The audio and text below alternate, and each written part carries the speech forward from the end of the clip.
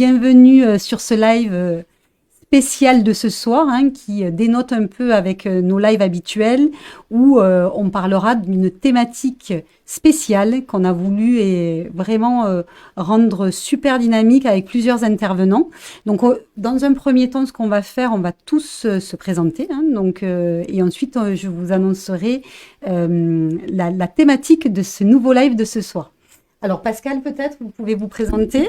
Oui, bonjour à tous. Donc Pascal Tempez, je suis professeure chez Fort-Prof depuis de longues années, mais dans une autre vie, j'ai été inspectrice de l'éducation nationale.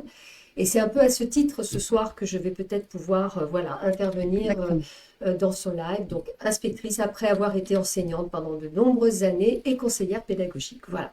Et fidèle formatrice Fort-Prof depuis avec un grand plaisir. quelques années maintenant. Avec toujours un grand plaisir. On va peut-être laisser la place à Aurélie.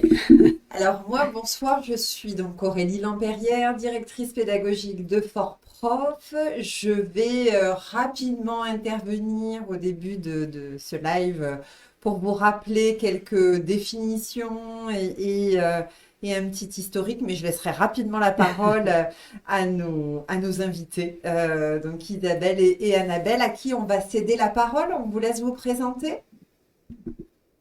Allez, Isabelle, peut-être. Qui se lance ? Isabelle, allez-y. Bonjour, je suis Isabelle Amorci, donc je suis stagiaire Fort-Prof cette année. Je viens de finir mes oraux, donc je suis en attente des résultats. Je suis une ancienne infirmière en cours de reconversion et je suis là aussi pour participer à cette live. Merci.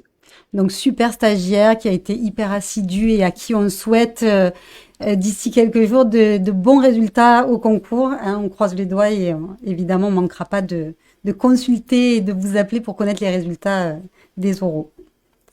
Merci. Annabelle, allez-y. Alors, la thématique n'est pas la reconversion des infirmières, mais moi, j'étais également infirmière au bloc opératoire pendant 15 ans. J'ai été stagiaire Fort-Prof en visio 2 samedis par mois en 2022. Donc, je suis actuellement T2, je suis brigade.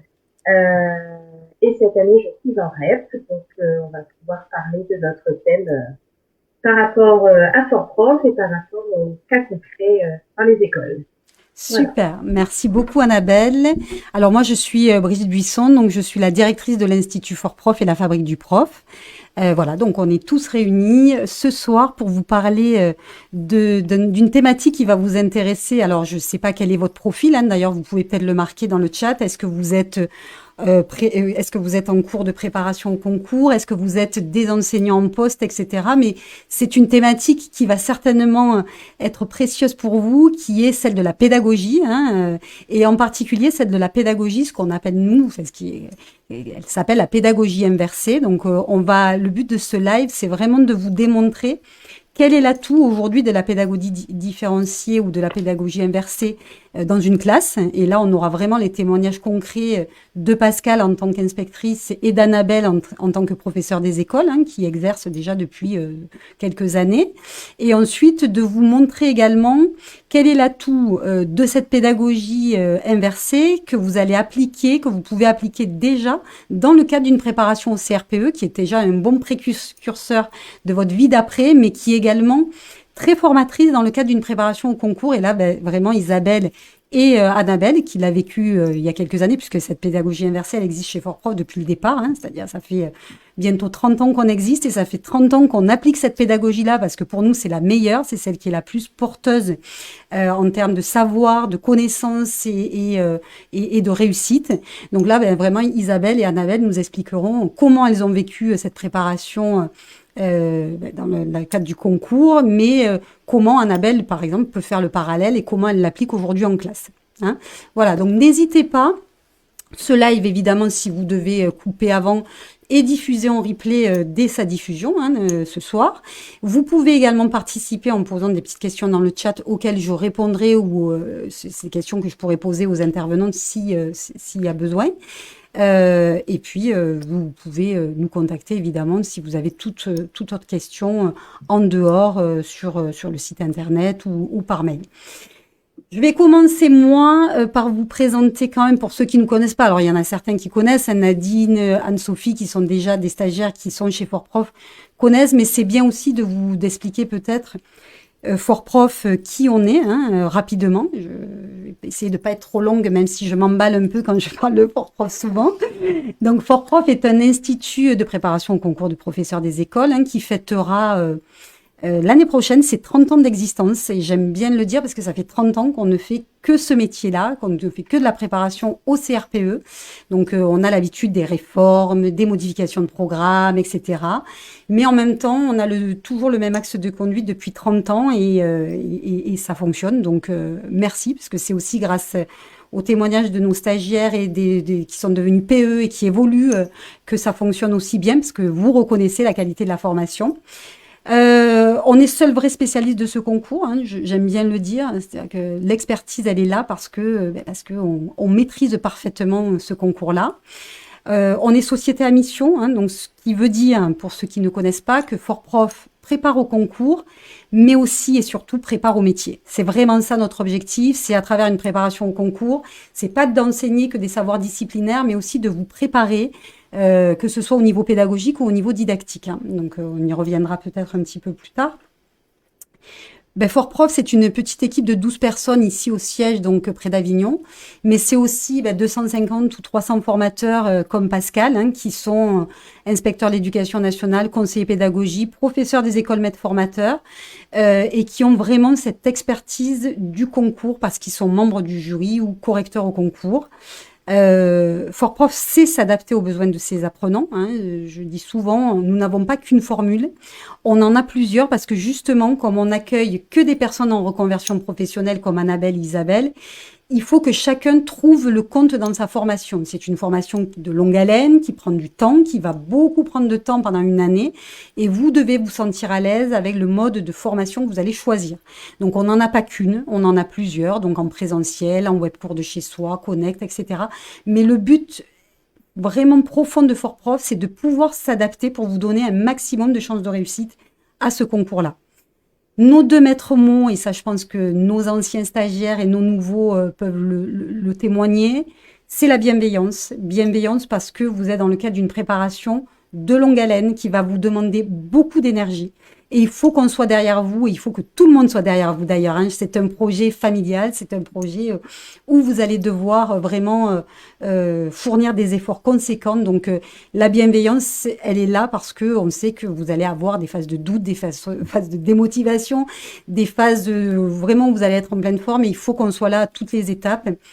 Et exigence, parce que nous, on est très exigeants dans les contenus qu'on vous met à disposition, dans la qualité de tout ce qui de nos formateurs, dans la qualité des équipes qui vous accompagnent, parce que vous avez besoin de ce soutien-là. C'est vraiment nos deux maîtres mots. Alors, les résultats de Fort Pro, c'est des résultats qui, depuis X années, se confirment. On a des stagiaires qui réussissent parfaitement bien sur la prépa que Isabelle suit, donc 2025. Pour l'instant, on n'a évidemment que les résultats des épreuves d'admissibilité. Quand on parle des stagiaires assidus, c'est-à-dire qui ont suivi la préparation, pas ceux qui la suivent de manière très aléatoire, on est à plus de 8 sur 10 stagiaires admissibles. Donc c'est vraiment excellent. Parce que voilà, c'est aussi le gage de la réussite. Et nous, on dit souvent, on vous donne les outils, mais c'est vous les acteurs de votre formation. Donc, c'est votre travail qui est le fruit de ces résultats. 90% de stagiaires en reconversion généralement. Donc, qui dit reconversion dit vie de famille. On en parlait tout à l'heure avec Annabelle.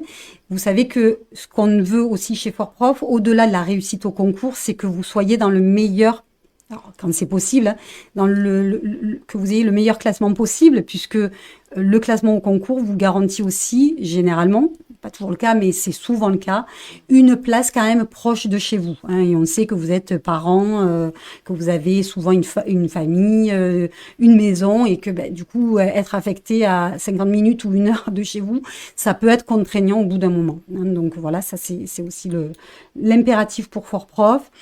Des taux de satisfaction excellents, plus de 9 stagiaires sur 10 recommandent ou sont satisfaits, très satisfaits de leur préparation.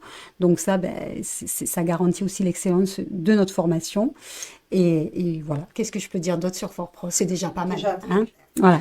Je pense que c'était un petit topo pour vous expliquer rapidement qui on était. N'hésitez pas, si vous avez d'autres questions, à nous les poser dans le chat.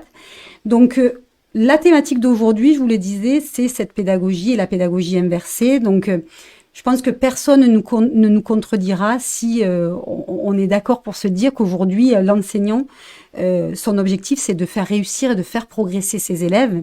Et qu'aujourd'hui, fournir ou dispenser un cours magistral où l'enseignant est seul devant son tableau et ne se préoccupe pas de ses élèves derrière, c'est quand même pas toujours gage de réussite. Donc, c'est là où intervient cette fameuse pédagogie inversée, hein, qui peut être un peu barbare et qui peut déstabiliser certains de nos stagiaires en début de préparation, hein, je pense qu'Isabelle pourra le dire, mais qui est aussi très formatrice dans le cadre de la préparation concours, mais aussi dans le cadre d'une préparation de la classe, parce que vous avez tous entendu que Madame la ministre Elisabeth Borne a comme objectif quand même de faire réussir les élèves au maximum, évidemment, donc par un recrutement et une formation plus pointue. Donc c'est le souci principal d'un enseignant. Grâce à cette pédagogie inversée, il est certain et il est prouvé aujourd'hui que l'enseignant va pouvoir gérer la diversité et également permettre le développement de compétences de ses élèves. Et c'est ça qu'on va essayer de vous démontrer à travers notre petit live de ce soir. Alors, si on devait commencer, ce que disait Aurélie peut-être, c'est pour introduire donc une définition très théorique de ce que c'est la pédagogie différenciée et tous ses atouts. Donc, Aurélie. Oui, alors une définition théorique, mais en tout cas une définition... on parle de pédagogie classe inversée, qui est une approche éducative qui a un peu bousculé et transformé le modèle très traditionnel que l'on connaissait avec du cours très descendant. Cette méthode, elle change l'apprentissage puisqu'elle va rendre actifs ses élèves, ses apprenants. Comment? Alors évidemment pour les élèves du secondaire par exemple, une proposition de travailler à la maison en amont les notions pour pouvoir en classe ensuite être sur des activités pratiques. Et pour le premier degré, c'est aussi des activités que l'enseignant va mettre en place pour amener l'élève à reformuler et à comprendre le concept. Donc, c'est rendre là aussi l'élève beaucoup plus actif. Cela permet quoi? Évidemment, Brigitte le disait, de pouvoir davantage différencier, individualiser. C'est aussi rendre l'élève beaucoup plus acteur et responsable de ce qu'il apprend, de ce qu'il comprend, et de pouvoir avec l'enseignant travailler là où les besoins sont les plus prégnants. Donc l'enseignant, c'est pour lui évidemment une adaptation, une anticipation par la mise en place d'activités qui peuvent être des activités par de la résolution de problèmes, par des projets, des discussions, de débats avec les élèves. Et prendre le temps, après cette mise en place d'activités, de pouvoir travailler avec ceux qui ont des besoins précis sur ces besoins en question. Voilà, on va l'illustrer par des exemples de nos enseignants et inspecteurs. Alors, pour l'historique, un historique un peu rapide, mais c'est vraiment une méthode qui est apparue dans les années 90, qui a pris un peu plus de place dans les années 2000, portée par des pédagogues comme Piaget, Dewey, qui ont vraiment poussé parce qu'ils prenaient l'apprentissage actif.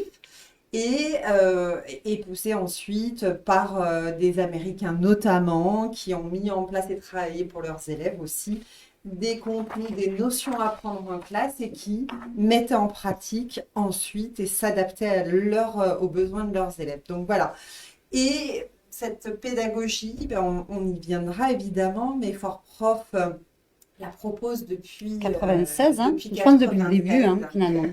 Donc, on a pu l'expérimenter et on le verra avec Isabelle, bien évidemment aussi, puis Pascal qui forment à partir de cette pédagogie sur leur regard, sur leur vision. Voilà pour cette définition et cette historique. On va vous laisser peut-être Oui, montrer les atouts, intervenir. Ouais, les atouts ou l'intérêt de cette pédagogie inversée, Pascal et Annabelle, dans une classe. Si vous pouviez donner quelques atouts, alors l'une après l'autre, hein, puisque Pascal intervient plutôt avec son regard extérieur d'évaluatrice, mais pas toujours, hein, d'accompagnante aussi dans une classe, et puis Annabelle sur comment ça fonctionne avec vos élèves, hein. Peut-être toi. Annabelle, allez-y peut-être. Allez-y. Non, non, alors, ça peut faire peur en fait la pédagogie inversée quand on en parle comme ça, quand on n'a jamais été en classe, devant une classe, devant des élèves. On a peut-être l'impression de les abandonner, de les laisser travailler tout seuls. Mais en fait, c'est un gain de temps pour la classe, c'est-à-dire que les élèves vont se poser des questions à la maison. Ils vont pouvoir revenir en classe avec leurs propres questions, d'où la différenciation, puisque tout le monde n'aura pas la même question. Et ça permet vraiment de mettre en marche la séance ou la séquence avec leurs propres questions, leurs propres ressentis, leur propre travail qu'ils ont pu faire en amont. Donc c'est vraiment quelque chose qui peut faire peur, mais qui finalement a que des avantages au niveau de la classe. Et c'est pas forcément sur des grandes, des petites passer proposées par exemple avec les élèves, mais ça peut être sur des petites choses plus simples. Par exemple, on peut travailler sur le thème de la forêt, on peut leur poser une question, ils doivent répondre pour le lendemain ou pour la semaine d'après, faire des petites recherches à la maison, etc. et revenir avec tout ce qu'ils ont appris.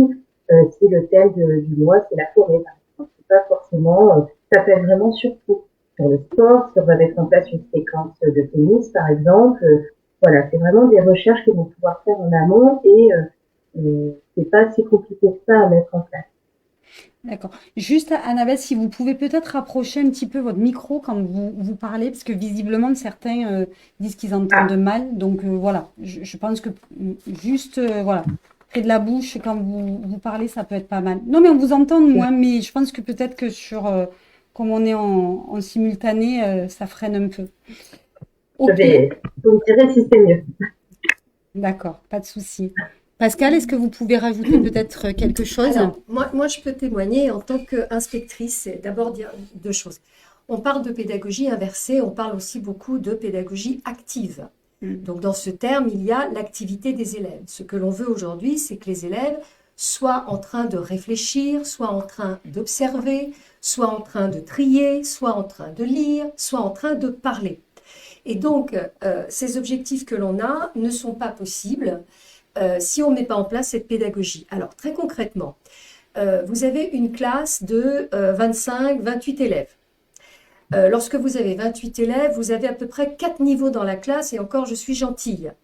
4 niveaux de différenciation. Il est donc absolument impossible de donner à chaque élève l'accompagnement, le regard, la bienveillance, si à un moment donné, vous n'avez pas un temps privilégié avec cet élève ou avec ces 2-3 élèves. On ne parle pas d'une pédagogie individualisée, mais une pédagogie différenciée. Et pour ça, effectivement, pour avoir ce temps accordé à quelques élèves, il faut que les autres soient autonomes. Pour que les autres soient autonomes, il faut que les autres soient avec des documents, avec des activités prévues, avec du travail à faire, avec des habitudes de travail. Les habitudes de travail, c'est notamment l'apprentissage de l'autonomie. Être capable, en dehors de l'enseignant, d'aller chercher l'aide dont on a besoin, avec tous les outils qu'on a dans la classe, que ce soit les documents et bien sûr aujourd'hui, les outils numériques qui sont quand même beaucoup aujourd'hui installés dans les classes. Donc, je dirais qu'aujourd'hui, il n'y a pas le choix. C'est plus possible. On a évolué parce que le public a évolué. Et qu'aujourd'hui, l'hétérogénéité est tellement importante qu'on ne peut plus faire de cours magistral comme on le faisait avant. La deuxième chose que je peux dire, alors en tant qu'inspectrice, les gens souvent, les enseignants ont une fausse représentation de ce qu'attend l'inspecteur. Ils pensent que l'inspecteur veut voir l'enseignant travailler. Et c'est absolument faux.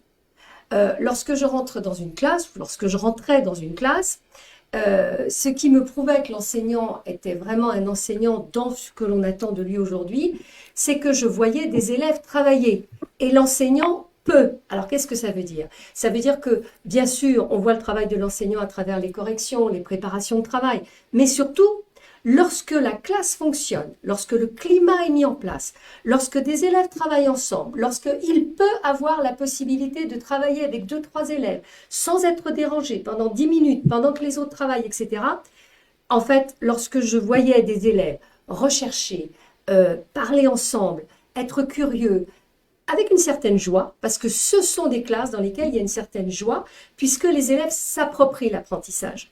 Et donc, quand je voyais des classes comme ça, alors je savais que les élèves étaient dans de bonnes conditions d'apprentissage et que l'enseignant faisait exactement ce qu'on attend de lui. Voilà, donc la pédagogie, alors on peut donner évidemment beaucoup d'exemples. Je vais vous en donner 2, puis après je laisserai la parole. On parle par exemple, on va parler de la dictée, parce que la dictée c'est quand même un grand moment.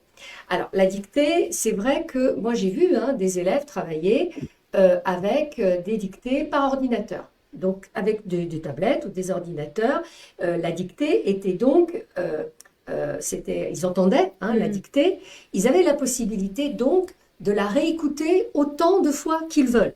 Ça change tout. Parce qu'on a des élèves qui ont le stress.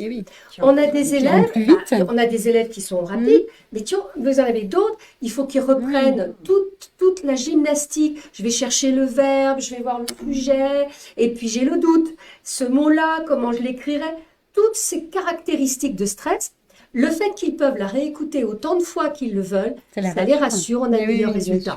Voilà. Je donne un autre exemple, et ça, quelque part, tous les enseignants peuvent le tester. Allez, on parle du passé composé. Évidemment, la pédagogie descendante, c'est, allez, je vous donne la règle, je vous donne un exemple, et maintenant, hop, vous êtes sur les exercices. Les élèves ont l'impression d'avoir compris quand vous faites la démonstration. Sauf que quand ils sont sur leur feuille, bien évidemment, c'est pas tout à fait comme ça. Maintenant, on fait la pédagogie inversée. Ils ont vu des textes, on leur a demandé de relever des verbes, on leur a demandé de les classer. On leur a demandé eux-mêmes d'observer. On leur a demandé d'aller voir sur le tableau de conjugaison et d'essayer, avec tous ces éléments, d'essayer de conjuguer un verbe. Et ils sont 2 ou 3, et ils se trompent, et c'est pas grave. Et bien, au bout du compte, l'appropriation de la connaissance sera beaucoup plus aisée de ce côté-là. Et donc, en fait, l'objectif, c'est de savoir ce qu'on veut. Si on veut que ce soit l'élève qui apprenne, eh bien, il faut que ce soit lui qui fasse et qui soit actif. Voilà, je ne vais pas prendre trop de temps, j'aurais plein de choses à dire, mais on va les laisser aussi. Non, mais ce qu'on entend aussi de votre discours, Pascal, c'est cette interaction que peut susciter aussi cet enseignement, où finalement les élèves se sentent investis d'une responsabilité et se sentent peut-être plus à l'aise dans le travail, puisque certains iront plus vite, d'autres plus doucement, etc. Donc on est complètement dans la gestion de l'hétérogénéité des élèves et en même temps on les responsabilise vachement, je trouve. Et le climat de classe, parce que vous entendez beaucoup aujourd'hui que le climat scolaire est extrêmement important. Bien sûr. Le climat scolaire, ce ne sont pas des mots. Le climat scolaire, c'est effectivement un travail d'équipe dans une école, mais ça commence aussi dans la classe. Et dans ces classes où les élèves ont l'habitude de travailler ensemble, forcément, il y a... voilà, ils sont dans l'interaction, mais ils sont aussi dans la coopération. Oui, c'est ça. Le tutorat, il se fait naturellement, parce qu'à un moment donné, les élèves savent qu'il n'y a pas que la maîtresse ou le maître qui peut les aider. Voilà. Et ça donne un climat de classe. Et honnêtement, sincèrement, quand on rentre dans une classe, on le perçoit immédiatement. Voilà. L'enseignant devient vraiment un guide, un accompagnateur, mais effectivement, il ne fait pas classe... Et il laisse la place, clairement. Alors, son rôle, bien sûr, c'est de faire la synthèse. Alors, il y a toujours des moments collectifs. Il ne faut pas non plus... Il y a un moment collectif, c'est la synthèse. Pour que tout le monde, à un moment donné, parte sur la même notion. Mais pendant ce qu'on appelait avant la leçon, pendant la séance, il va pouvoir accorder à ce petit groupe-là, à cet enfant-là, à celui-là, un moment privilégié. Alors d'abord, on voit bien au niveau affectif, pour des jeunes enfants, ce que ça veut dire que d'avoir ce moment privilégié. Mais c'est aussi le seul moment où l'enseignant peut voir les erreurs et donc les reprendre tout de suite. Et parfois, parce qu'on a entendu un élève faire une erreur, on le reprend immédiatement, ça change tout. Ça évite que l'erreur s'imprègne. Et puis, ça permet de les encourager, de leur donner l'outil qu'il leur faut pour les mettre tout de suite en réussite. Voilà, quand on parle de la différenciation pédagogique, bon, il y a... La différenciation pédagogique, c'est bien sûr énormément de choses, mais ça part aussi du fait que tous les élèves ne fassent pas la même chose en même temps, sans que ce soit d'une très grande difficulté pour l'enseignant. On a toujours l'impression que c'est non. Ça veut dire que c'est une organisation au départ qui permet cette plus grande liberté pour l'enseignant, le temps supplémentaire qu'il va pouvoir accorder à chacun. Voilà. Exactement. Annabelle, est-ce que vous pouvez compléter? Est-ce que vous avez des exemples de situations où vous avez pu mettre en place cette pédagogie ou pas? Alors moi, mes élèves ont vraiment l'habitude, on m'entend mieux? Oui, oui, Mieux c'est ou pas? parfait. Mais c'était pas vous, Merci. alors Annabelle, désolée, c'était pas Ah, vous, visiblement, c'est l'intervenant mais c'est pas d'avant. grave, pas de souci. Non, moi, en fait, dans ma classe, j'ai pris le parti beaucoup d'utiliser le tutorat entre élèves, puisque forcément, en REP, j'ai pas 4 niveaux dans la classe, alors que j'ai que 15 élèves. Je suis presque à 10 niveaux selon, selon ce qu'on étudie. Donc du coup, ils ont l'habitude de s'aider. Ils ne demandent même plus maintenant. Ils se lèvent, ils savent très bien qu'il y a besoin en mathématiques, qu'il y a besoin en français, qu'il y a besoin en motricité pour découper ou pour coller, des choses comme ça. Donc c'est vrai que ça leur apprend quand même à, à être autonome et à aider les autres. Et j'applique la pédagogie différenciée tous les lundis matins. C'est-à-dire qu'en orthographe, on suit une méthode Clé en main, c'est une école qui a investi dans ça. Et du coup, je les fais travailler sur les exercices et la lecture, qui va être le thème de la semaine. Donc, c'est-à-dire qu'ils arrivent le lundi matin, en ayant fait déjà leurs exercices, en ayant lu le petit texte ou les petits mots qui vont être travaillés toute la semaine. Et du coup, ils sont ravis le lundi, quand on projette l'image, de pouvoir dire sur ce quoi on va travailler dans la semaine. Voilà, une lettre, un son, l'accord d'un groupe nominal, l'accord sujet-verbe, etc. Parce que ils l'ont vu pendant le week-end et ils sont ravis de pouvoir dire ce qu'ils savent, etc. Je connais ce mot-là, on l'accorde comme ça, etc. Et tout le monde participe, même les élèves en difficulté. C'est ça qui est super. D'accord. Et est-ce que vous voyez, du coup, au niveau progression des élèves, est-ce que vous voyez un changement par rapport à une autre méthode, par exemple? Alors, malheureusement, je ne suis que C2, donc les méthodes en orthographe, et j'ai eu la première année, j'avais des CM2, l'année dernière des CP, cette année des CE1, CE2. Donc, c'est vrai D'accord. que je change régulièrement. Mais par exemple, en dictée, je suis passée de 6 élèves qui faisaient des dictées, alors soit choix multiples, soit dictée à trous, à plus aucun. D'accord. C'est-à-dire qu'ils écrivent tous des phrases de dictée en fin d'année, entre 1 à 3 phrases de dictée, voire 4 pour vraiment les CE2 qui suivent bien. Donc voilà, ça n'a pas de mots, quoi. Ils sont Oui, bien ravis, sûr. ils sont fiers d'eux et ils savent pourquoi ils travaillent. C'est vraiment, vraiment super. Super. Et vous, Pascal, du coup, avec votre expérience plus longue, est-ce que vous avez pu remarquer des résultats des élèves différents dans les... Alors, oui, moi je vous dirais, oui. Alors, en tant qu'inspectrice, on a fait des analyses de cohorte, mais c'est un Oui. ensemble de choses. Maintenant, j'ai été enseignante. J'avais un CM1, CM2. Alors, je vais parler de cette expérience parce qu'on a un CM1, CM2, donc là, de toute façon, on n'a pas le choix. Je vais vous donner par exemple la lecture. C'est vrai que vous parliez de l'apprentissage de la lecture, c'est une évidence que vous ne pouvez pas faire la même chose pour tout le monde. Et donc moi j'avais 4 niveaux dans ma classe qui n'étaient pas forcément d'ailleurs CM1 ou CM2, il y avait des CM2 qui étaient dans le groupe de CM1. Et je peux vous dire que oui, moi j'ai vu des progrès d'élèves parce que les progrès d'élèves, il y a aussi la part de la mise en confiance de l'élève. Le fait qu'il travaille, la difficulté qu'il a, on le sait bien, vous savez, on parle de la zone proximale de développement, c'est un terme ça, hein, mais dans le concret, ça veut dire que quand on donne des choses trop difficiles aux élèves, de toute façon, ils ne progressent pas. Alors que si vous leur donnez quelque chose d'adapté, un tout petit peu supérieur mais adapté, vous les mettez en confiance et quelque part ils progressent. Donc si je vous donne cet exemple, j'en aurais 1000 autres, mais voilà. Je donne cet exemple. Oui, moi j'ai vu des élèves en lecture énormément progresser, parce que ils avaient des grands moments où ils reprenaient l'automatisation de la lecture, où on faisait des lectures de mots parce qu'il fallait refaire des lectures de syllabes rapides, etc. Pendant que les autres ne s'ennuyaient pas, parce qu'attention, quand on parle de la différenciation pédagogique, on parle de ceux qui ont besoin d'aide, mais on parle aussi de ceux qui pourraient s'ennuyer si on ne leur donnait pas en fonction de leurs besoins. Parce que ceux-là, ils étaient capables de lire un chapitre entier demander de faire une synthèse et d'en parler. Si je les remets sur un texte trop Ça facile, va ils pas les s'ennuient. ennuis, Et puis à un moment donné, s'ennuyer, c'est mettre le bazar, c'est se déconnecter. Donc moi j'ai vu effectivement, et de toute façon je vais vous dire une chose, en fin de carrière, parce que je fais comme tout le monde, hein, j'ai tâtonné, je me suis trompée, j'ai voulu faire et puis ça marchait pas. En fin de carrière quand même j'étais un petit peu plus au point, et oui, forcément, d'abord j'étais très heureuse d'avoir ces moments d'aide avec les élèves, ne serait-ce que d'avoir un moment avec un élève qui était encore vraiment au fait d'annoncer dans la lecture et de pouvoir lui dire, bah, regarde, avec la main, avec le doigt, avec... Et ça n'est pas possible si la classe n'est pas organisée autrement. Voilà. Et là, justement, Pascal, alors Annabelle, vous nous direz aussi, mais l'organisation, l'espace, est-ce qu'il faut penser autrement l'espace quand on met en place la pédagogie différenciée? Parce que on crée, il y a des groupes justement.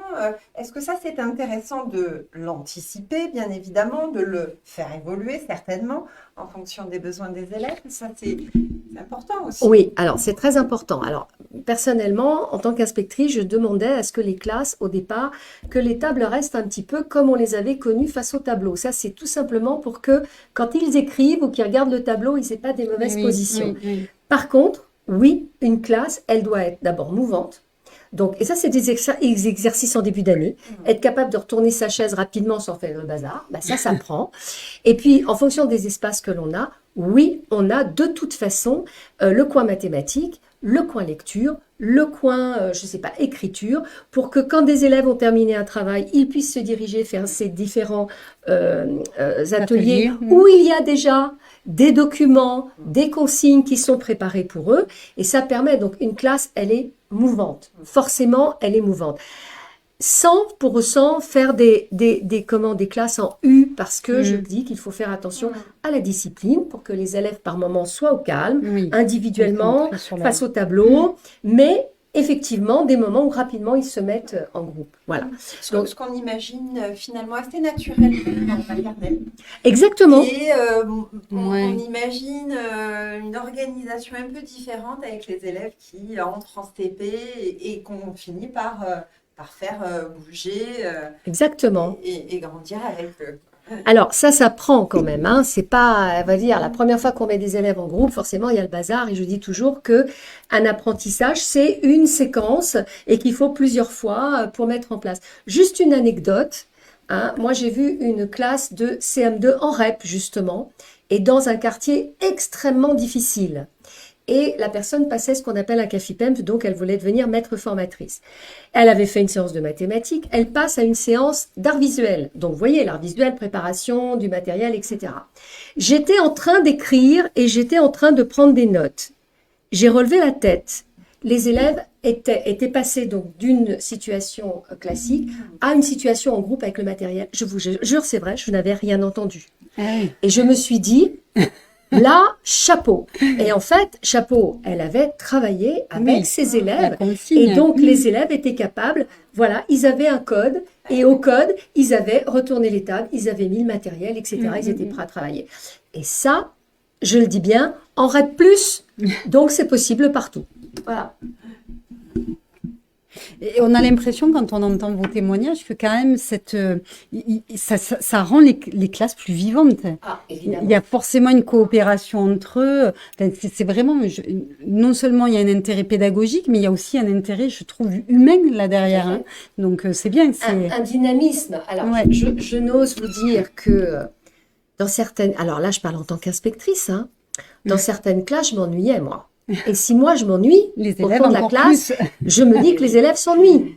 Parce que quand on a quelqu'un qui explique pendant 30 minutes, alors d'abord on le sait, hein, les élèves au bout de 10 minutes ils ont décroché. Voilà. Donc là, l'enseignant a l'impression d'avoir beaucoup travaillé, mais il a travaillé tout seul. Hein. Et les élèves se sont ennuyés. Et moi personnellement en tant qu'inspectrice, quand je m'ennuyais, je me disais... les élèves doivent beaucoup s'ennuyer. Donc effectivement, une classe, ça bouge, c'est dynamique. Les élèves ont envie et je répète, hein, j'ai utilisé beaucoup ces termes. Ils observent, ils trient, ils lisent, ils calculent, ils expérimentent. Ils font eux-mêmes, ils travaillent eux-mêmes, et donc effectivement, ensuite, ils analysent leurs erreurs. Donc normalement, une séance, hein, c'est sur 45 minutes, c'est, allez, j'exagère pas, c'est 35 minutes d'activité des élèves pour 10 minutes, allez, 5 minutes de consigne et 5 minutes de synthèse. Et ça, c'est vraiment une autre façon de concevoir la classe. C'est peut-être pas très aisé en même temps, j'imagine, pour des jeunes débutants de mettre en place ça au départ. Donc c'est quelque chose qui doit s'apprendre avec le temps, ou alors à moins d'être très structuré.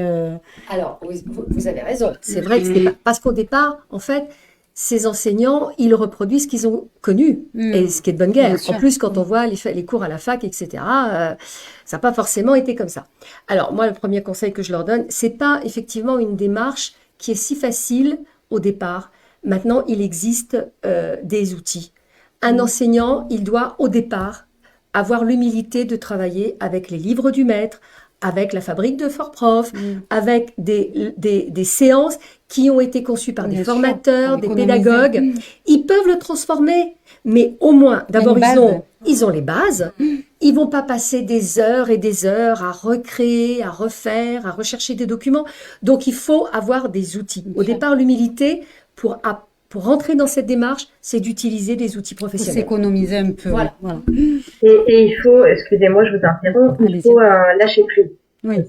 Il faut savoir aussi souffler et laisser les élèves, comme on disait, expérimenter, travailler à plusieurs. Ça fait du bruit, ça bouge, mais voilà, c'est vraiment, je trouve, du lâcher prise qu'on n'a pas forcément quand on commence. Donc, j'ai que 2 ans d'ancienneté, mais c'est quelque chose qu'on s'interdit au début.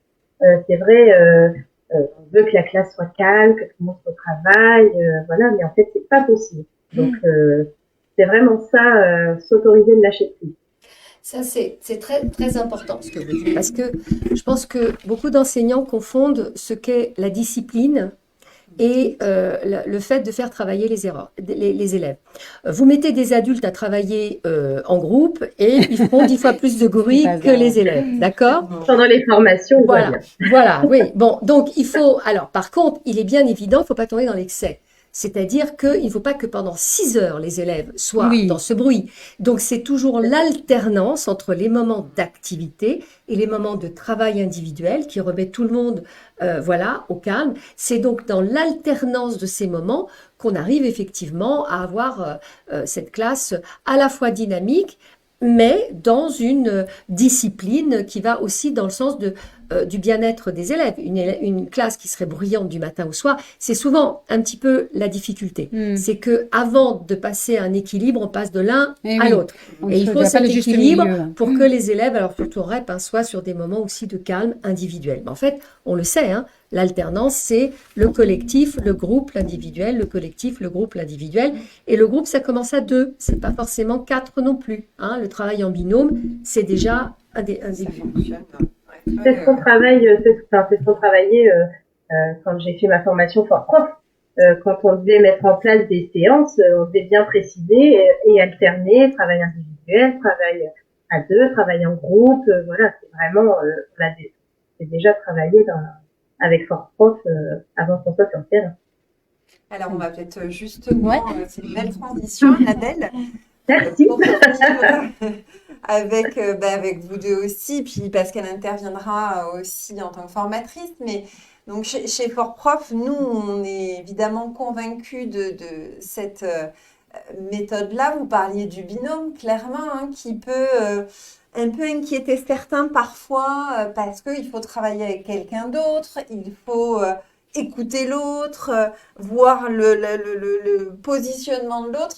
Et ça peut être un peu déroutant, mais finalement, c'est vraiment ça aussi chez Fort Prof. Alors, vous allez peut-être l'illustrer en nous l'expliquant, Isabelle, cette année, chez Fort Prof, comment ça s'est passé? Comment ça a fonctionné? En binôme, en binôme et en groupe aussi, parce que j'étais en présentiel, donc j'ai eu vraiment la chance de travailler avec une binôme exceptionnelle, mais pour autant, on se connaissait pas au début. Et on a dû confronter nos idées sur des situations d'apprentissage diverses. Et vraiment, la confrontation aide parce qu'on doit donner argumenter nos idées. Et de ce fait, on avance. Et c'est vrai que sans s'en rendre compte, on monte en compétence avec cette pédagogie. J'ai beaucoup apprécié. Euh, J'avais un a priori, j'avoue, au tout début. J'avais choisi la formation Fort Prof pour le côté présentiel. La pédagogie inversée a été un atout supplémentaire. Et, euh, et vraiment de travailler d'abord en binôme, alors en individuel, puis après en binôme, puis après en groupe, lors des regroupements sur la même thématique. Ça vraiment, ça permet euh, une meilleure appropriation de toutes les notions, de, de toutes les connaissances et les compétences nécessaires pour devenir professeur des écoles. Parce que c'est ça, Isabelle. Donc, on vous met à disposition en amont de chaque cours des devoirs, des sujets sur lesquels on va vous demander de faire des recherches, réfléchir, vous questionner et d'essayer de proposer des réponses et de le faire avec votre binôme. Et ce temps après de regroupement, c'est un temps où vous avez avancé sur l'appropriation déjà de certaines notions. Sur certaines, vous allez y revenir, soit au gré des échanges avec les autres participants, les autres stagiaires, ou avec le formateur qui régule, bien évidemment, sur tout ce qui va se vivre pendant le regroupement. Oui, c'est ça. Euh, alors vraiment, les devoirs qu'on avait à préparer pendant 2 semaines avant le regroupement nous permettaient de travailler en amont ce qu'on allait aborder avec les forts professeurs. Et, euh, et une fois sur place, comme on avait travaillé déjà en binôme, on présentait une partie et on échangeait avec nos forts professeurs et nos camarades de promotion sur ce qu'on avait compris de l'exercice ou non, ce qui avait été facile pour nous ou pas. Et au final, des fois, on était dans le faux et on apprenait de notre erreur. Des fois, on était dans le juste, mais en même temps, certains de nos camarades étaient dans le faux et on travaillait sur la compréhension de ce qui avait été difficile pour eux et comment remédier justement à cela. Et c'est une force, vraiment. Oui, Isabelle, je pense que ce qu'on peut dire aussi, et on l'imagine tous, hein, c'est qu'entre l'idée de départ qu'on a d'un résultat ou d'une solution à un problème et celle que vous allez avoir à la fin, il doit y avoir un sacré écart, j'imagine. Et c'est ce qu'on dit souvent, hein, quand on est seul, on croit que ce qu'on comprend ou ce qu'on imagine, et puis quand on est plusieurs, puisque aussi le fait de réussir un concours, c'est être stratège. Peut-être que le résultat final est bon pour tout le monde, mais que le collègue de promo a trouvé peut-être une solution plus rapide, qui stratégiquement fera gagner du temps, parce qu'au-delà du bon résultat, il y a aussi ça, hein, la stratégie qu'on va mettre derrière. Donc j'imagine, et c'est aussi les retours que nous font de nombreux stagiaires qui sont en prépa présentielle, c'est que seul on avait imaginé quelque chose et le fait de discuter avec la binôme, de se soutenir, parce qu'il y a aussi ça, se soutenir, s'expliquer. Quand l'un maîtrise une discipline, l'autre moins, vous pouvez aussi vous appuyer sur votre binôme. Et ensuite, la régulation du formateur et de l'autre, du reste de l'équipe classe, j'imagine que parfois, toutes vos idées préconçues sont cassées, quoi. Oui, tout à fait. Aussi bien en notionnel, en mathématiques ou en français que en didactique pour les leçons, pour préparer l'oral de leçon.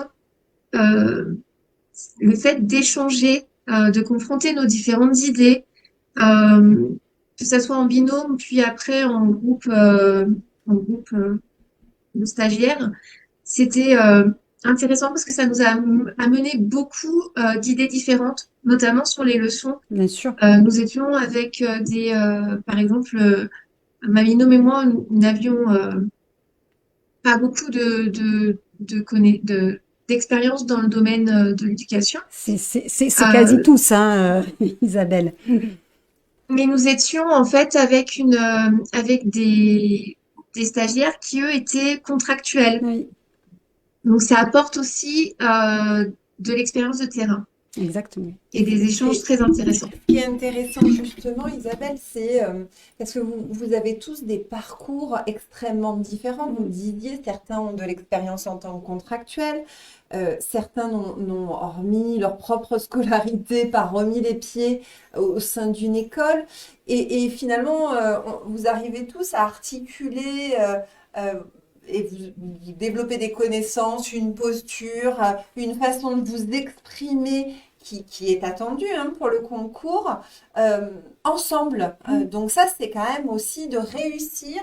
Et c'est ce qu'on disait, c'est ce qu'on expliquait pour les élèves, c'est développer ses compétences. Certains vont aller plus vite, mais ça va se construire grâce aux connaissances, aux expériences de chacun. Donc ça permet, et c'est la pédagogie aussi, qui permet vraiment de s'adapter au parcours de chacun. Ça. Alors Pascal, vous qui intervenez aussi auprès de nos stagiaires en présentiel, donc à Avignon, pour vous, c'est quoi cet atout de cette pédagogie différenciée? Pourquoi elle vous semble plus formatrice qu'une autre? Alors, d'abord, j'adhère à ce qui vient d'être dit. On parle beaucoup du statut de l'erreur et on sait que le statut de l'erreur, ça fait partie de l'apprentissage. Donc, le fait que les stagiaires aient travaillé avant, forcément, ils commettent des erreurs et en tant que professeur, je les attends. Parce que je leur dis toujours que je n'attends pas les bonnes réponses, mais bien les erreurs. Et pour moi, il y a deux atouts principaux. Le premier, c'est ça, c'est d'entendre les erreurs, c'est-à-dire la façon dont ils ont interprété les choses. Et c'est normal. Les notions qu'ils découvrent sont des notions très difficiles. Et entre le fait d'avoir l'impression de comprendre et le fait de le comprendre vraiment, il y a parfois une marge. Et lorsqu'ils le restituent, ça permet tout de suite de voir là où est l'incompréhension, donc de rectifier tout de suite. Ça, c'est la première chose. La deuxième chose, c'est que pour le concours, ils vont avoir des oraux. Et que pour les oraux, ils ont quand même besoin de mettre en bouche, de maîtriser tout ce vocabulaire professionnel. Et ils ne peuvent pas le maîtriser s'ils ne l'ont pas utilisé.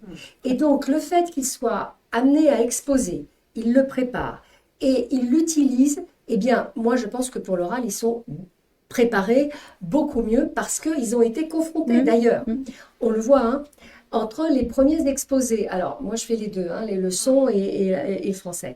Les leçons, alors je dirais que les premiers exposés de leçons, on le sait, ce ne sont pas les meilleurs. Et même si les stagiaires ont énormément travaillé, c'est pas du tout ça.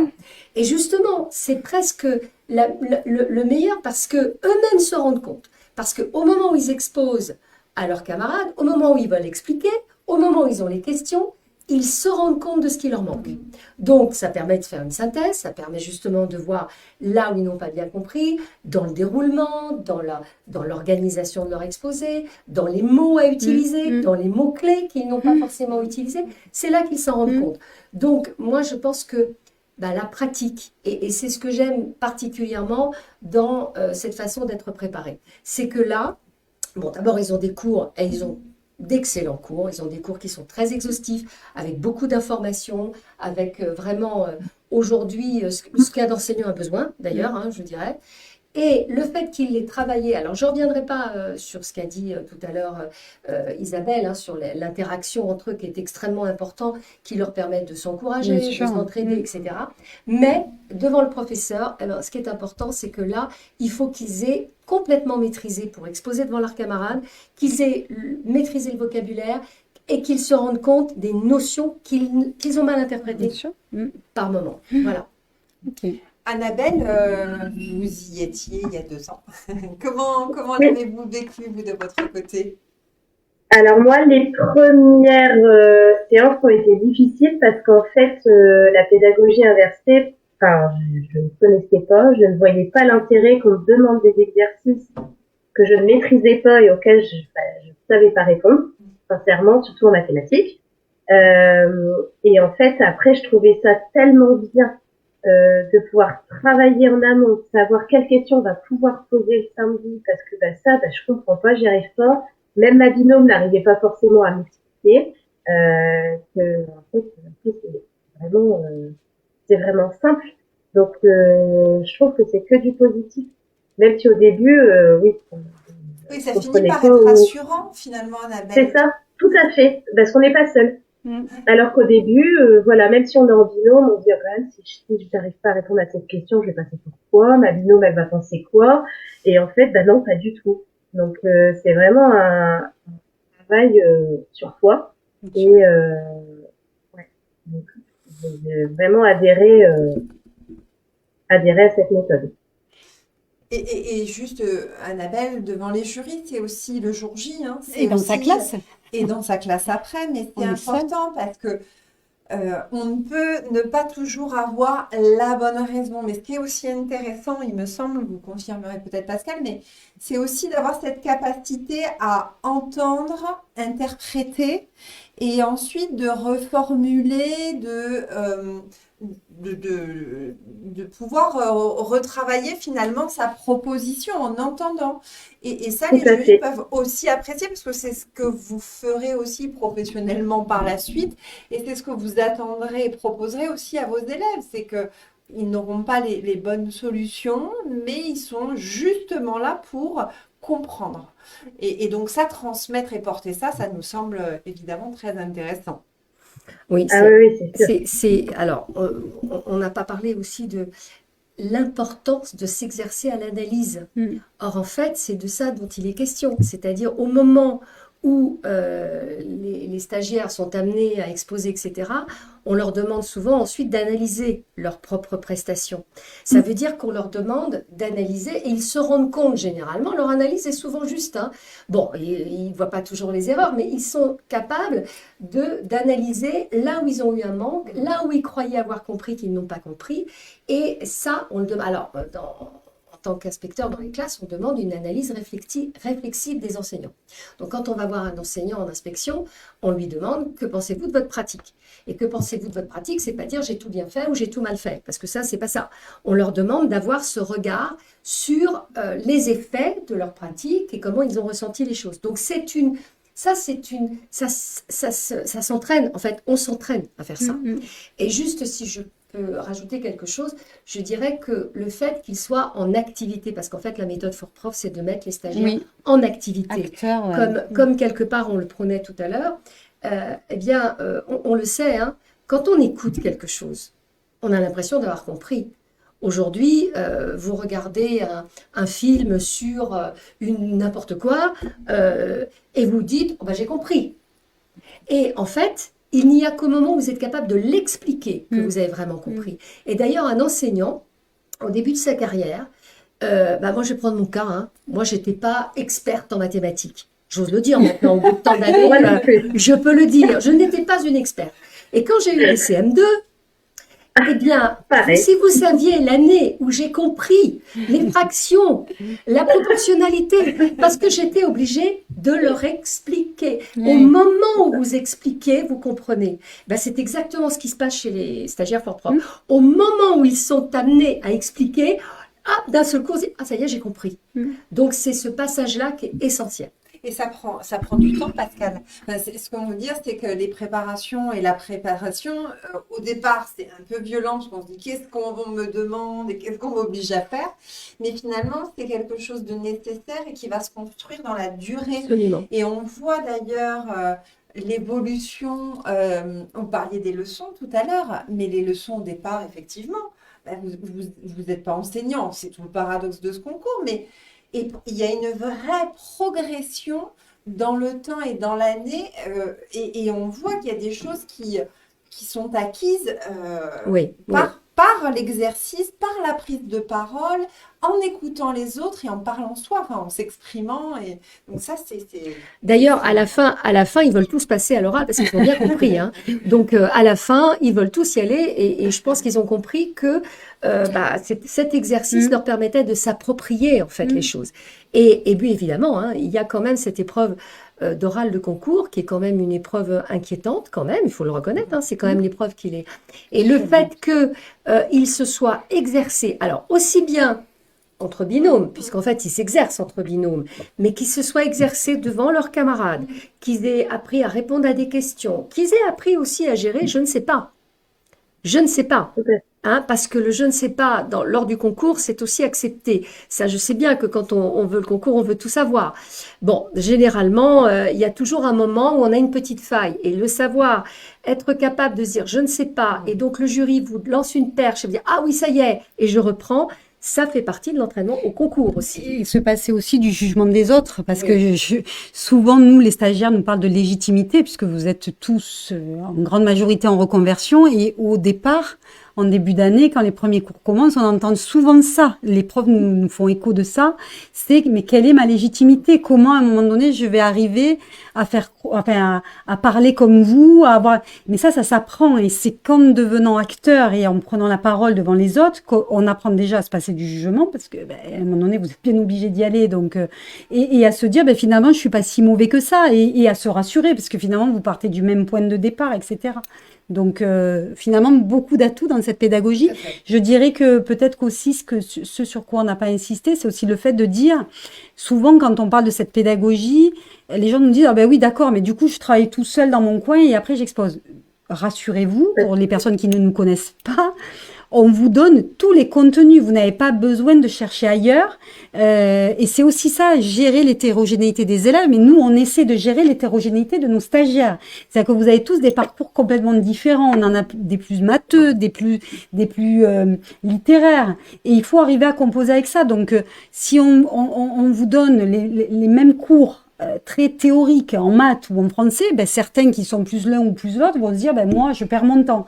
Là, vous partez tous du même niveau avec des devoirs type concours et ensuite, tout ce dont vous avez besoin pour vous aider à travailler la notion parce que les fractions, les probas, Scratch, vous savez pas du tout ce que c'est. Ça vous est fourni et ensuite vous travaillez à votre rythme. Ben, certains vont y passer la nuit, d'autres 2 heures par soirée, d'autres le week-end parce que toujours pareil, on parle de cet objectif aussi de s'adapter à vos contraintes perso. Et ensuite, le temps de classe, c'est vraiment le temps de régulation, d'affinage, de stratégie, etc. Vous n'avez pas réussi un exercice, c'est pas grave, vous n'allez pas y passer la nuit, vous savez pas faire, vous savez pas faire. Mais au moins, vous arrivez en cours en connaissant la thématique de l'exercice.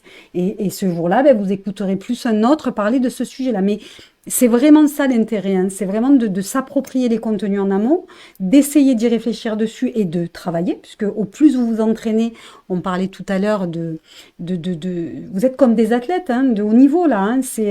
Vous pouvez pas arriver au concours en ayant fait juste un exercice un sujet type maths, un sujet type français, un sujet type, c'est pas possible, ça ne marchera pas. Ou alors sur un gros coup de bol. Mais là, c'est la récurrence hein, de l'entraînement. C'est pour ça qu'on vous fait travailler. C'est vous qui travaillez et c'est les profs après qui vous apprennent à réguler et à trouver à exposer, à réfléchir ensemble la stratégie. Donc voilà. Et juste, je rebondis par rapport à l'importance aussi, on a parlé des épreuves écrites, mais aussi de cet oral. Hein. Le concours actuel, il surdimensionne d'ailleurs l'oral parce que beaucoup de choses passent par cet oral face au jury qui entendent, qui sentent et qui ont l'habitude. Le prochain concours, là, pour les licences, la répartition des points est différente puisqu'elle est équivalente pour les épreuves écrites et orales. Cela dit, dans les textes qu'on voit passer, le choix, il va se faire à l'oral. Donc, ce sera aussi déterminant de pouvoir avoir travaillé sur soi, être capable d'argumenter et de convaincre le jury aussi à l'oral. Le CRPE, c'est vraiment un concours qui attend un enseignant qui a des connaissances, mais qui réfléchit bien à ce qu'il va proposer, qui ait une vision aussi construite et globale de ce qu'il va enseigner à ses élèves. Alors, est-ce que rapidement on peut récapituler pour peut-être les personnes en quelques mots-clés l'intérêt ou les atouts de cette pédagogie, alors que ce soit dans une classe, Pascal, pour vous, qu'est-ce que ça serait les quelques mots-clés en quoi elle va être utile cette méthode? Alors, si je dois faire une synthèse, je vais repartir sur ce que vient de dire Aurélie, permettre aux élèves d'être beaucoup plus actifs dans la parole, parce que ça, effectivement, on sait à quel point c'est difficile. Donc, mettre la parole au centre de l'activité de l'élève.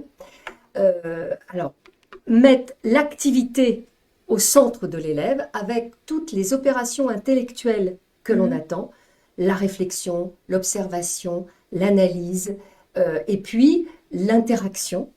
Et puis le deuxième aspect, c'est pour un enseignant, avoir la capacité de mettre en place une véritable différenciation pédagogique, d'accompagner chaque élève ou des groupes de besoins, de savoir écouter ses élèves, très important, et d'écouter les erreurs de ses élèves, et donc de pouvoir les accompagner au plus près de leurs besoins. Voilà, si je dois être synthétique, il y aurait plein d'autres choses, mais peut-être que d'autres vont compléter. Annabelle, est-ce que c'est assez bien résumé ou est-ce que vous avez d'autres choses?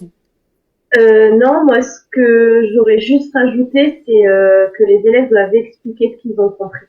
Et ça, à la fin de la séance et au début de la séance suivante, pour refaire un rappel sur ce qui a été fait, pour les mettre vraiment au cœur de l'apprentissage. Voilà, c'est la seule chose que... Super, je pense que ça résume très bien. Et ensuite, du côté de la préparation concours, Isabelle, en quoi vous, en quelques mots, elle vous est très utile et aujourd'hui? Aujourd'hui, je pense que je suis arrivée aux oraux grâce à cette pédagogie inversée. Moi, j'étais plus, mes problématiques étaient plus en français et revoir la grammaire avec justement la mise en œuvre d'exercices avant d'arriver en cours pour pouvoir poser la question et développer m'a beaucoup aidé et à débloquer un blocage que j'avais avec le français. Très bien. Donc vraiment être active en amont et pouvoir poser des questions aux forts professeurs est un atout pour cette préparation pour moi. Super, merci. Et notre directrice pédagogique, en quoi doit-elle Je vais pas forcément être objective, mais bon, c'est... inventer, mais en tout cas, alors que ce soit pour la préparation fort prof, on voit effectivement qu'il y a une grande autonomie qui s'installe. Il y a de la coopération entre les stagiaires. Hein. On sait qu'il y a des cycles, hein, il y a des périodes, la fin décembre, début janvier, quand même un peu rude. Mais c'est justement parce que vous vous soutenez entre vous que vous allez jusqu'au bout, que vous ne lâchez rien. Et puis, bon, je dirais, c'est la prise de parole, l'explication, c'est ce que vient de dire Annabelle, c'est ce que vient de dire Isabelle. Donc voilà, nous, on reste convaincus et chaque année, on voit bien que ça fonctionne. Donc voilà, accrochez-vous et soyez convaincus de vous et de la confiance que vous avez pu prendre aussi pour réussir ce concours. Oui, je voulais juste rajouter, on n'a pas parlé de la gestion du stress, mais on a parlé de la prise de parole, Ouais. et on a quand même beaucoup de stagiaires qui n'ont pas pris la parole devant un groupe depuis très longtemps. Moi, j'ai eu un des stagiaires qui était tellement envahi par le stress que la première fois, il n'y arrivait pas. Et le fait, à un moment donné, d'abord d'être avec quelqu'un et puis de se lancer, bah, c'est de prendre confiance au bout d'un moment. Et puis, c'est vraiment une préparation par rapport à son stress, par rapport à sa confiance en soi qui est très importante. Exactement. Donc là aussi, le fait de s'entraîner devant un groupe, devant son... Moi, je leur dis toujours aussi, le fait d'être en binôme, d'expliquer devant quelqu'un, bah, à un moment donné, on ne se Bien rend sûr. pas compte, mais c'est une prise de confiance en soi qui est très importante pour les oraux. Très Et bien. tout à Alors, l'heure, vous parliez de... Oh, pardon. non, allez-y, Tout à l'heure, Annabelle. vous parliez de légitimité et je trouve que la préparation fort prof, moi personnellement, ça m'a permis de me sentir légitime aux oraux du concours parce que je savais de quoi on parlait et ça, c'est quelque chose qui s'apprend pas en lisant dans un livre en fait. C'est en pratiquant que vraiment on se sent plus à l'aise et enfin voilà, je me suis sentie vraiment plus légitime à l'oral du concours comme étant en reconversion professionnelle. C'est vrai que c'est pas forcément évident au départ. Oui, Je rejoins Annabelle sur ce point-là. super. Ben, quand on est acteur de sa réussite, je veux dire, quand on a la chance de réussir ce concours, je pense que la victoire n'en est que plus belle, hein, parce qu'on sait les efforts qu'on a dû faire pour plein de choses, hein, pour vaincre sa timidité, pour avoir la bonne posture, pour revenir sur des notions qu'on a oubliées depuis des années et pour lesquelles on se dit mais c'est impossible, j'y arriverai jamais. Donc ouais, c'est et puis vous vous encouragez parce qu'encore une fois vous venez tous de parcours à peu près pas des mêmes milieux, mais des parcours un peu similaires, avec un projet de vocation derrière. Donc, ok, bah écoutez, c'est très bien. Ce que je vous propose, c'est peut-être qu'on me réponde aux quelques questions. Donc, il n'y en a pas énormément. Je pense qu'on a été assez clair. Donc, on a Nadine qui nous demande, alors c'est quand on parlait des documents et j'imagine des ressources pour lesquelles les enseignants peuvent un peu s'économiser. Donc, elle demande si on peut trouver les ressources sur Eduscol. Oui, alors bien sûr, il y a les ressources sur Eduscol, il y a la fabrique Fort Prof La fabrique aussi. du prof. Ouais. Et puis je dirais qu'au départ, quand on débute sa carrière et on rentre dans une classe, on essaye d'avoir un livre du maître, au moins en français, en mathématiques, parce que on va pas réinventer les choses. Donc voilà, les livres du maître, en fonction des manuels que vous avez dans la classe, c'est la première chose qu'il faut vous fournir. Alors, soit vous les achetez, soit vous avez des bibliothèques pédagogiques qui généralement aussi peuvent vous les fournir. Donc il faut aussi, à partir du moment où vous êtes nommé, vous renseigner tout de suite sur les aides, les bibliothèques pédagogiques, les centres documentaires pédagogiques autour de vous qui peuvent vous fournir ces outils. Je dirais que c'est une des premières démarches qu'il faut faire. Voilà. Mais, parce que, je répète, cette démarche, elle n'est pas si évidente et qu'il vaut mieux au départ suivre un fil rouge. Ça permet quand même de se mettre en confiance. Donc voilà. Alors, sur Eduscol, il y a énormément de choses. C'est une énorme toile d'araignée. Donc, il faut savoir aller chercher ce qu'on veut, quand on le veut. C'est un outil en permanence. Et bien évidemment, on ne cherche pas à le maîtriser entièrement la première semaine, sinon on ne dort pas. Donc, c'est un outil à utiliser au moment où on en a besoin. Très bien. Alors après, j'avais Jennifer qui nous dit, les apprenants en Formule Connect auront-ils autant d'entraînement à l'oral afin de progresser autant que les apprenants en présentiel? Alors effectivement, c'est deux formules différentes, Jennifer, mais étant donné que vous parlez et que vous prenez moins la parole, vous avez des doubles MSO, donc forcément vous prendrez plus la parole. Et comme expliquait Pascal, rien n'empêche, même si vous êtes dans une formule où finalement, si vous êtes devant votre écran, vous avez fait votre devoir, mais vous écoutez un prof qui vous explique, etc. Déjà, vous avez le chat, mais vous avez aussi la possibilité, puisque vous aurez un groupe de travail sur Facebook, Connect, donc de trouver des binômes. Et ça, c'est important. Ça ne vous empêche pas de trouver quelqu'un, même s'il n'habite pas à côté, parce que être un binôme de travail, ça ne veut pas dire habiter dans la même ville, avec qui vous allez pouvoir vous appeler, faire un point, une fois que vous aurez fait vos devoirs à disposition, vous confronter, peut-être vous exposer vos idées, apprendre à exposer comme devant un jury. Donc, il y a plein de moyens de trouver cette proximité, même si vous êtes sur une formule qui se passe plus à travers une vidéo, finalement. Alors, Pascal qui anime la Connect et la connaissance du système éducatif en particulier, elle fonctionne comme pour les samedis, c'est-à-dire qu'elle part aussi de sujets très concrets sur lesquels on va quand même vous demander de préparer, de vous questionner. Et par contre, votre intérêt à vous, c'est d'aller et de participer lors du live et de poser vos questions de la même façon. C'est ce qui se passe généralement. C'est ce qui se passe généralement, puisqu'en fait, quand il y a un sujet, je traite le sujet en fonction des documents Fort Prof, et puis ensuite, on répond aux questions. Et donc, avec le chat, il y a quand même pas mal de questions. D'ailleurs, les questions, elles sont souvent très pertinentes. Et d'ailleurs, ce que je trouve d'ailleurs de très bien depuis quelque temps, c'est que non seulement moi, je réponds, mais souvent maintenant, les stagiaires se répondent entre eux. Voilà. Et donc, ça, c'est très bien. Donc, il y a quand même un côté assez vivant. Alors, bien sûr, c'est différent des présentiels, c'est différent même des cours en visio. Par contre, je reviens sur les MSO, ça, c'est essentiel. Bien sûr.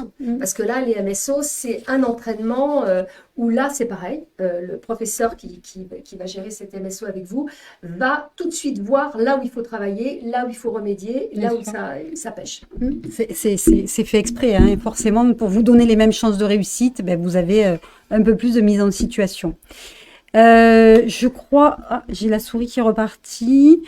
Voilà, j'espère qu'on a répondu. Alors, Anne-Sophie qui dit, pourrons-nous créer des PowerPoint pour présenter notre travail pour les samedis en présentiel? Alors, pas toujours, parce que c'est des salles de séminaire qu'on loue dans des hôtels et que d'une part, on n'a pas toujours la possibilité de diffuser, etc., que ça prend beaucoup de temps. Par contre, vous pouvez le préparer pour vous et l'imprimer.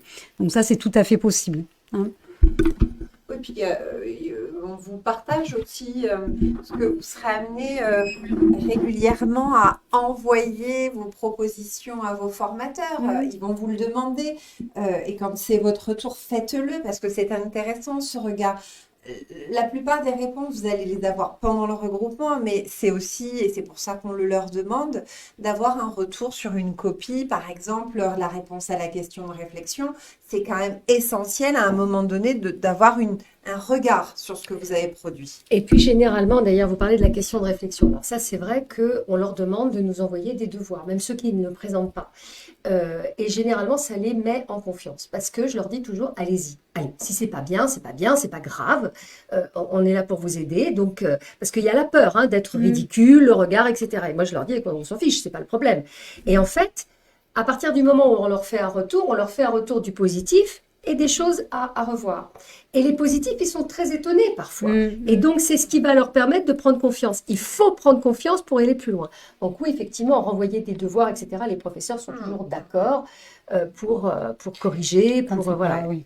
Et puis en fonction de certaines disciplines, quand vous allez être amené à passer, souvent, alors pour les webcours, que ce soit les webcours et parfois pour les samedis quand il y a la rétro, on peut partager aussi. Bien sûr, ça arrive, mais il faut pas, voilà, ça dépend des fois, les conditions techniques ne sont pas toujours. Mais c'est pas ce qui est demandé, tout cas, mais ça peut. Vous pouvez le faire.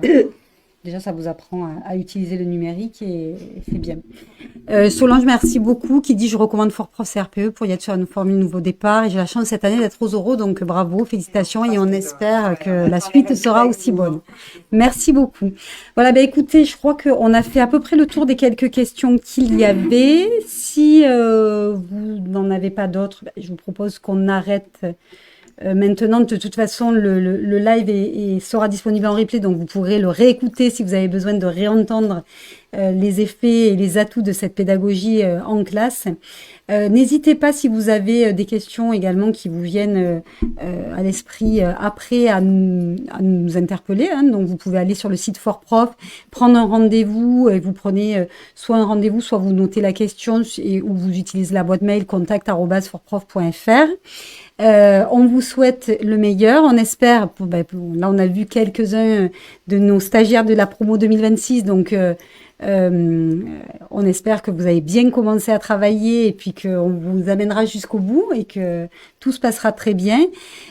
Pour les autres, n'hésitez pas à nous appeler si vous avez besoin de compléments d'information, parce que là on n'était pas du tout dans une démarche, on vous a présenté les formules, même si vous avez pu entendre les quelques différences entre la connect et la présentielle, donc n'hésitez pas à nous appeler. Je réponds juste à Jérôme qui nous dit c'est quoi un MSO, donc c'est une MSO. C'est Pascal peut-être. C'est la mise en situation orale, c'est-à-dire qu'effectivement, vous êtes, alors on fait ça d'une manière numérique, donc en ce moment c'est Google Meet ou autre Zoom ou autre dispositif. Et vous faites votre oral comme si vous étiez en jury dans les temps impartis. Et ensuite, vous débriefez avec le professeur pour savoir justement ce qu'il y a à réguler et comment est-ce que vous devez améliorer la situation. Ça permet, je crois que c'est une grande aide parce que, alors, c'est surtout quand ils en font moins d'eux, parce que la première, on a les erreurs et la deuxième, on voit une véritable progression. Voilà. Exactement. Et justement, alors rassurez-vous, elle n'arrive que en fin de préparation. Oui, bien sûr. Comme les entraînements pour les écrits ne vous sont pas proposés en début de préparation, ça n'a aucun intérêt, c'est extrêmement décourageant. Ça arrive à point nommé. Une fois que vous avez fait un peu le tour de quelques notions. Rassurez-vous, elle est mise en situation. Février pour la première, pour ceux qui sont en formule Connect, et ensuite, après les écrits, forcément. Voilà. Et puis, les professeurs sont bienveillants. Voilà. J'allais dire, on voit des stagiaires arriver en MSO autant stressés que le jour du concours, et on leur dit, bon, c'est bien de s'entraîner dans une véritable situation. En même temps, tous les professeurs de Fort Prof sont bienveillants, et vous accueillent avec le sourire en vous disant, on est là pour vous aider. Voilà. Exactement. Merci beaucoup à tous, en tous les cas, de votre participation. Merci Annabelle et merci Isabelle. Annabelle, bonne continuation pour la fin d'année scolaire et la fête de l'école, peut-être, qui va arriver incessamment sous peu. Isabelle, on est là et on sera là jusqu'au le 11 juin, c'est ça? On a bien retenu, donc on espère que vous allez être nombreux dans la promo de Lyon, mais partout en France, et même les webcours, les autres formules, à réussir le concours. Merci à tous, à très bientôt et puis très bonne soirée. Merci. Au revoir. Au revoir. Merci beaucoup. Merci. Au revoir. Bonne soirée. Au revoir. Au revoir.